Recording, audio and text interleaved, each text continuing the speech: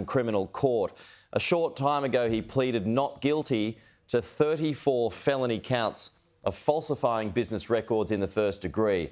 Trump is on the move. We suspect he's on his way back to LaGuardia Airport in New York now. This is a picture of him in the criminal court not too long ago. He's there, stony-faced, as a defendant, sitting with his defence team, which included his attorney, Joe Tacopina. He had ignored media requests early as he arrived in the courtroom. He is expected to give a press conference a little bit later on in the day, but that is not until he arrives back in Mar-a-Lago in Florida. So on this note, let's bring in our Washington correspondent, Annelise Nielsen, as we take the live shot. Annelise, good to see you this afternoon, your time. We're back following a motorcade. He is, as I just said, on his way back to LaGuardia Airport. But bring us up to speed with what's happened. Yeah, look, Pete, we're just at the court.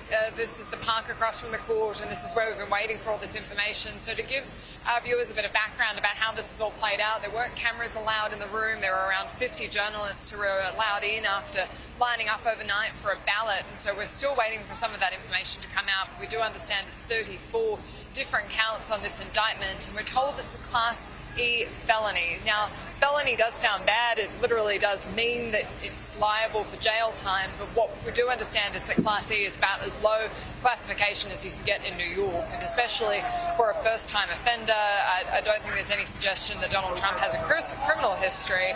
It's extremely unlikely that he would ever have any kind of jail time if he is found guilty, but that's still a long way off from the breadth of evidence that seems to be on the table here. I think we're talking about a trial that could last between 2 weeks and a month, which could be absolutely extraordinary during a presidential election campaign.